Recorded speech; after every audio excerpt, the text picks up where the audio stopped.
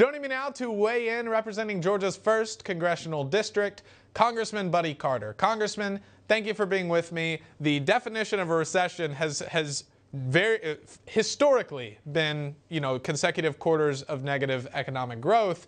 But the White House, now that the quarter 2 is about to be released on Thursday, and it's very likely that the growth has been negative, the White House is moving the goalposts. Absolutely. They want to change the definition. They want to change the definition of a woman. They want to change the definition of a recession. I don't care how you define it. It's not going to put a single dime in people's pockets. That's what's wrong right now. When I'm in the district, people are asking me about the price of gas, about the price of groceries, how they're going to afford to get to work, how they're going to afford to. The farmers are calling saying, we can't afford fertilizer, can't afford diesel, we can't afford to get our product to market. All of these things are what people are concerned with. And, I don't often agree with Larry Summers, and I don't know that I ever have, but I have to agree with him this time. I think we are headed for a recession if we're not in one already. Yes, and we actually have that clip of Larry Summers, Obama's former economic advisor. Let's take a look at him saying that on CNN. I think there's a very high likelihood of recession when we've been in this kind of situation before. Recession has essentially always followed when inflation has been high and unemployment has been low. Soft landings represent a kind of triumph of hope over experience. I think we're very unlikely to see one. So even Obama, who, by the way, I've got to say, Obama looks like Ronald Reagan now when you put him side by side with Joe Biden. I mean, Joe Biden has just gone so far left that even Obama, I would take 100 years of Obama before 2 terms of Joe Biden, knowing what we know now. Even his economic advisors are saying, yeah, a recession's going to happen. Well, it is. And again, I would submit that we're already in a recession. Yeah. It's happening right now. And, inflation right now in the state of Georgia is 13.7%.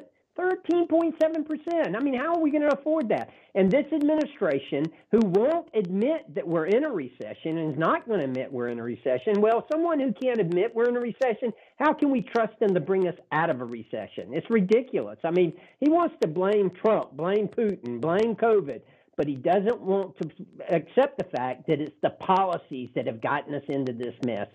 Elections have consequences because policies have consequences. Well, and you're right. Biden is blaming everyone but himself for the hike in gas prices, for example. It's COVID's fault. It's Putin's fault. It's everyone's fault but his. But then when gas prices go down a couple of cents, a very tiny downtick in gas prices, that's by no means, the relief necessary for the American people.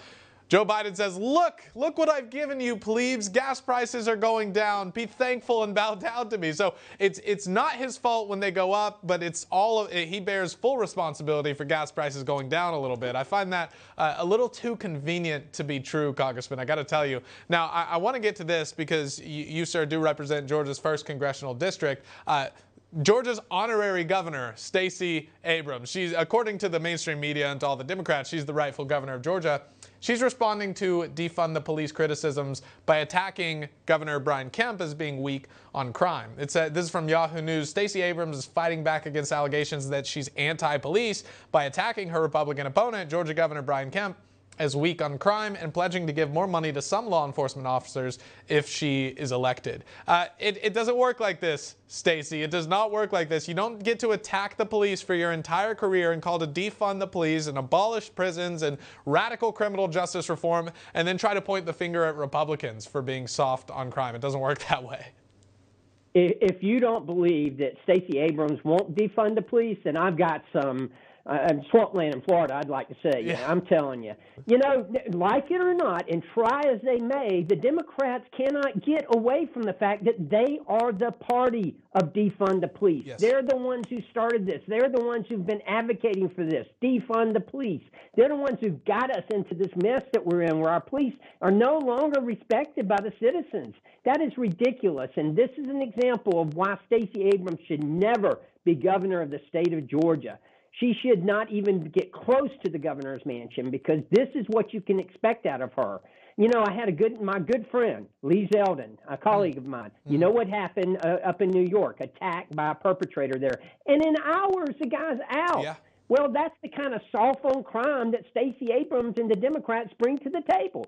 Yeah, it really is a disgrace, the story of Lee Zeldin. I mean, a man had a blade at his neck, and he was just, processed and let go. That is the fault. That is what Democrats do routinely with violent criminals, with thieves, with arsonists, and with violent criminals, domestic abusers. They simply just slap them on the wrist, scold them, put them in timeout for a minute, congressman, and then they let them roam the streets once again. And so many repeat offenders, people who are arrested dozens and dozens of times, cheap cash bail, and then they're back onto the street to commit another crime. That is the fault of the Democrat Party. So this finger pointing, trying to turn around and say, actually, it's the Republicans. No, it does not work like that. You guys made this bed. It is your turn to lay in it.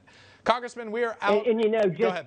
It's just sad. The Democrats actually believe the American people, believe what they're telling them. Yeah. And they're not that dumb. They're not stupid. They know that this is the party of defund the police. The Democrats are. Yeah, Biden will say, look at the polls when people say, a lot of people don't want you to run again. He says, look at the polls. And it's like, yeah, we're looking at the polls. A lot of people don't want you to run again because they're sick of your Democrat policies. Congressman, thank you so much for joining the show. I really appreciate it.